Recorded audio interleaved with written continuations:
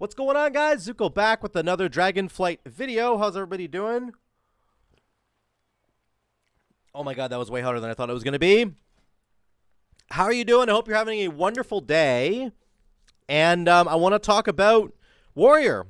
We're going to talk about Fury Warrior today.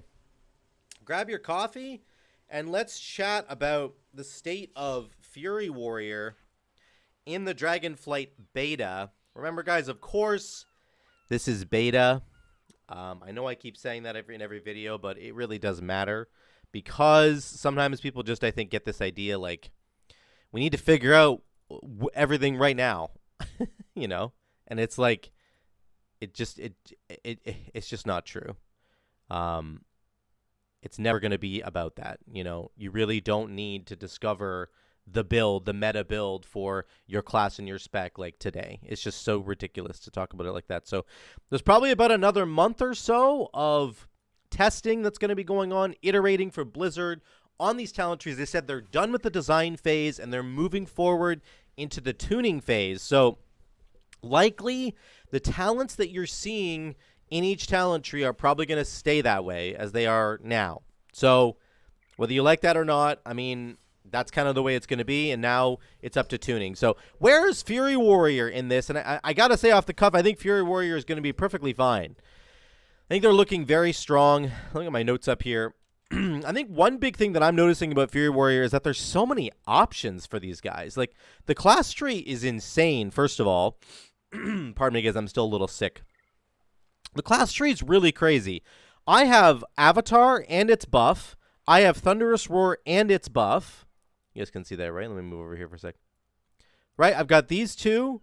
I've got these two capstone nodes and their buffs, and a third capstone ability in Spear of Bastion, but no buffs for it. But, like, that's what your talent points will allow you to afford once you hit level 70. This is insane. Like, I just picked up 3 big abilities that all help me generate rage, which gets me back to Rampage really, really quickly. So the class tree for Warrior is kind of cracked, honestly. Like, it's pretty insane that I'm able to pick up that many buttons and also get 2 of the buffs to it as well.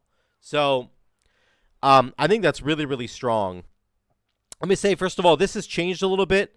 This used to be Signet of Tormented Kings down here underneath Avatar, and now it's like a modified version of Signet. So Memory of the Tormented Titan says that if you activate Avatar, you cast Odin's Fury, which is this ability over here, of course, right here. And then if you take this one, it's activating Avatar, gets you Recklessness at reduced effectiveness, which is kind of what Signet did. But Signet obviously also had a chance to cast Blade Storm. So they've removed that, and now it just does this. Now, I think this would change depending on what spec you go into. So if you go into, like, Prot Warrior, I should actually check that really, really quick. Let me just check. Let me click on Prot and see if it changes. Maybe it doesn't. I thought it did, though. Let's check on that really quickly. So now it says activating Avatar or Shield Wall casts the other. So there you go. It does change. And then it's got Unstoppable Force, which is the Thunderclap build for Prot Warrior. So it does change. They have made it change depending on the spec that you're in, okay? So that's that. That's step number 1. Step number 1 I want to talk about is that there are options. You get 3 out of the 4 capstone abilities down here. In the spec tree, you can basically grab 2 out of the 3 capstone sort of areas. Now, there's multiple abilities per area, but I've got Anger Management here with Unbridled Fury, and I've got Odin's Fury, and I've got the Annihilator stuff, which replaces Raging Blow. I'll talk about that in a minute. So I've got all this, but if I unspec'd out of here, I could get all the stuff down. I could get Ravager and its buff, the buff to Onslaught, and probably pick up Depths of Insanity as well if I wanted to. So, excuse me.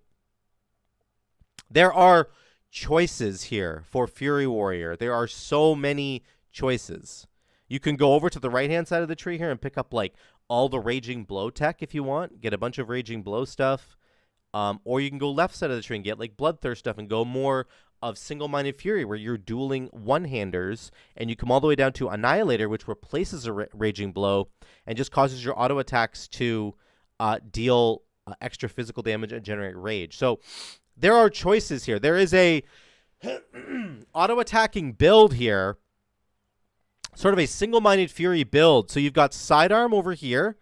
Your auto attacks have a chance to fire off weapons. It's like the Diablo 3 Barbarian thing, if you ever played that.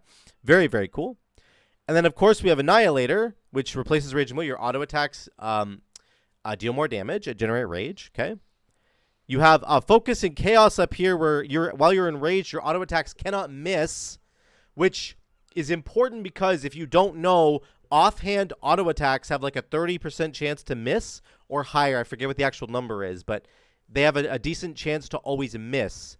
Your main hand attacks don't, but your offhand attacks have a penalty.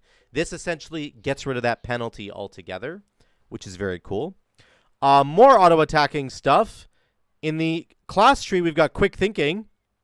Increases your haste by 2%. And your auto-attack critical strikes increase your auto-attack speed by 20%. That's an enormous amount, by the way. And your auto-attack crits, I think, are here. So Frenzied Flurry, auto-attack damage increased by 5%. Auto-attack critical strike have a 50% chance to enrage you. So, again, if you get some crit here and your auto-attacks are critting, you're just going to be enraged like all the time just from your auto-attacks. You're going to get 20% more auto-attack speed. Your auto-attacks can't miss. So that's actually really helpful also for evasive enemies. Then you got Annihilator, which is, you know, auto attacks are generating rage, dealing more damage. Sidearm, your auto attacks are throwing out these axes. Berserker Stance at the top, auto attacks have deal 10% more damage. And that's about it, I think. But that's a ton of, like, auto attack focused talents, which means you want to invest in attack speed, right? The quicker you're attacking, the more likely you are to proc all these different things. So that's why dueling one-handers, obviously they attack quicker than two-handers do. So that's that whole build. So it's really cool. It's like a self-sustaining, rage-generating, damage-boosting kind of build. You do get rid of Raging Blows. You can't press Raging Blow anymore. But in my mind, it actually makes the build more efficient. I really enjoy this kind of playstyle. That's something that you can do. Let me just go through a couple of other changes that are here. Thunderclap and the Thunderclap talents are basically useless for Fury. These are dead talents in the class tree for Fury because you cannot take Rend. Really, the best combo you would want here is getting the Thunderclap plus Rend combo, where it says if you Rend the first target and then you Thunderclap and it will spread Rend to everybody. They moved Rend. It used to be in the class tree like a month ago or a couple weeks ago. Now they moved it to the Arms tree and the Prot tree. It's not in the Fury tree at all. So you can't really do it. It's not really ideal anyway. Like, you don't want to be spending rage on anything except for Rampage. But it was an interesting idea, but you can't do it for Fury anymore. These are dead talents. So I'm not really sure what Blizzard, if they're going to do anything about that or not. Whirlwind damage is significant now. It's a significant source of your damage now. It's not just a setup ability. So you can see Whirlwind is 20% of my freaking damage just on a little test that I was doing. So Whirlwind, you know, traditionally was just a setup ability, which made it cause your next single, 2 to 4 single target abilities cleave, right? Which is great. But it wasn't a significant source of damage on its own, but now it is. There are several talents that buff it. So right here, Barbaric Training makes it do 20% more damage. You have these ones causing it to generate more rage. This one makes it do 25% more damage. And it buffs your next 4 single target attacks, not 2. Very, very good quality. Like Meat Cleaver was a talent in Shadowlands that we just often didn't take because the competing talents were so much better. So that's really, really cool. Good Whirlwind tech there. There's a lot. And then here, if Whirlwind hits 3 or more enemies, it hits them an additional time for 50% more damage. So lots of buffs to Whirlwind. And finally down here, I think is the biggest one. Whirlwind has a 6-second cooldown now, but it deals double the damage. And Slam has a 12-second cooldown, but it generates, but now it generates 10 rage, and it deals double damage. So you can make Slam now generate rage, right? Right here. It now generates rage, but has a 12-second cooldown, but it also does double damage. So it does 10,000 damage now. My friggin' Rampage does 10,000 damage. This does 9,000 damage. That's really, really, really good. So also Whirlwind has a 5-second cooldown, but now it does 7,700 damage, guys. And because we have the talent over here, Seismic Reverberation, it should proc twice. Yeah, I don't think it actually went off there. Oh. Did it go off there? No. Look at my auto attacks. Look at the sidearm. That's just sidearm. Look at how much I'm enraged.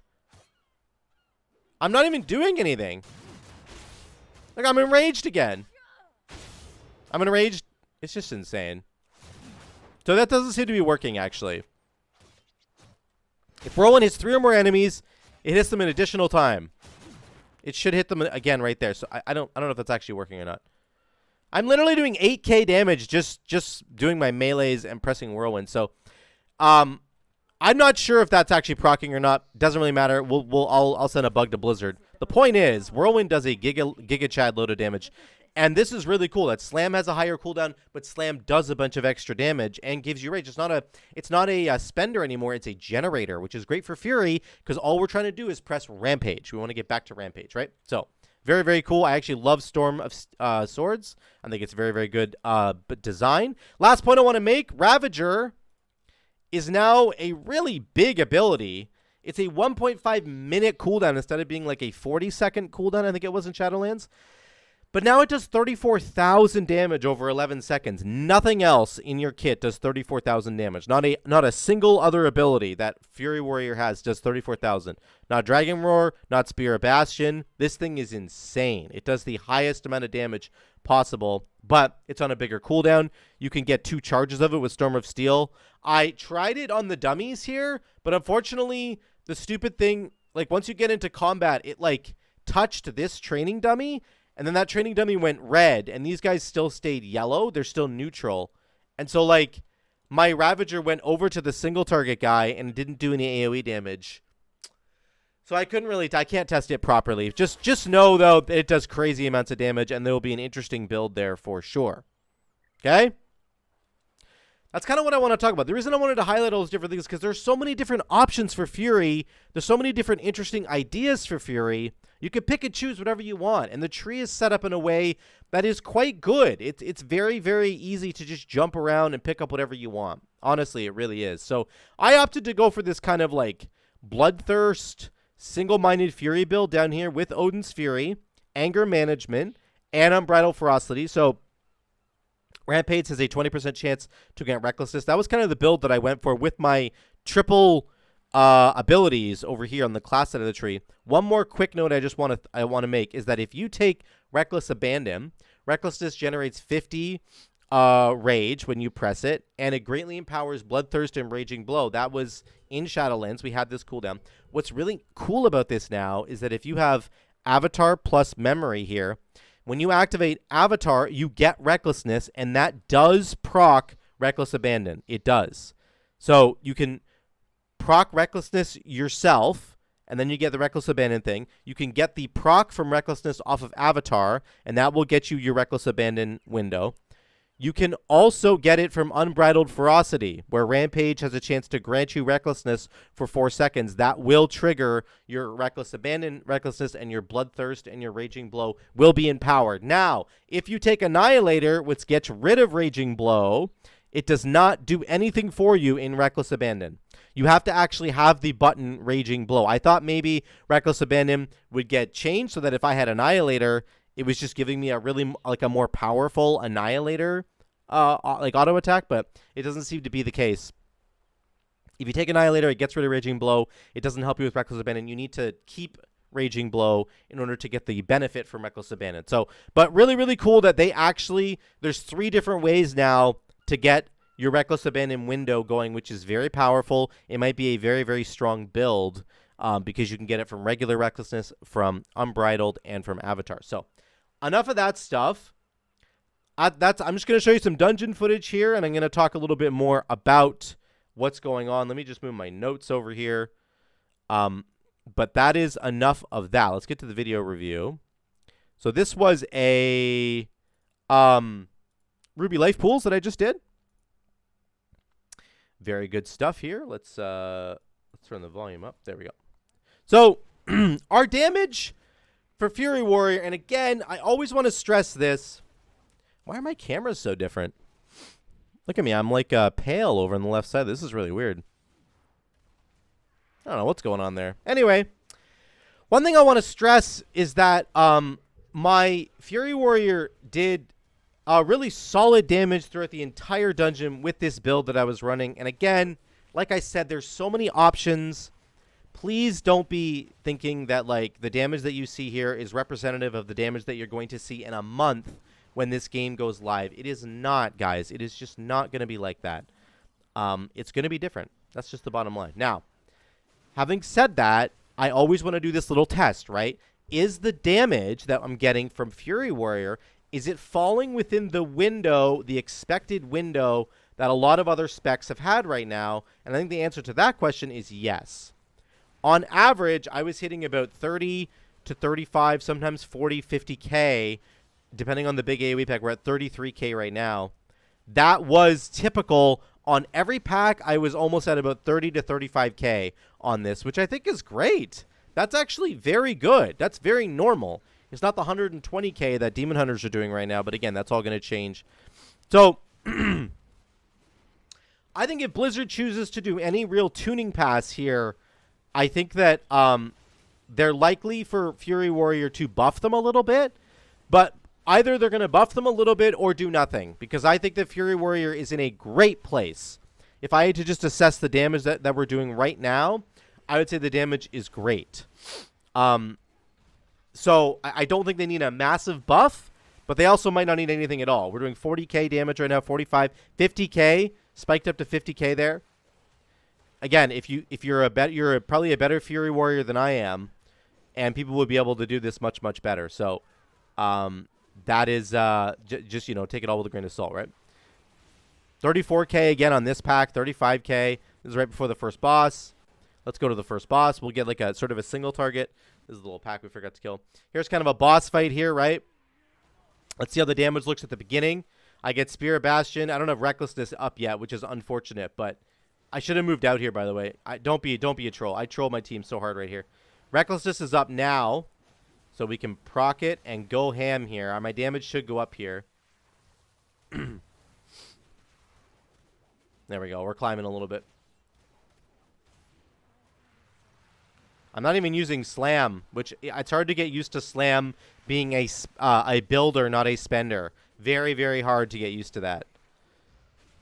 I kind of cheated on the DPS here. I waited for Dragon Roar until the ads came out, and then I hit them all with Dragon Roar, which puts a bleed on all of them. So I'm going to take the shameless padding there. That's on me.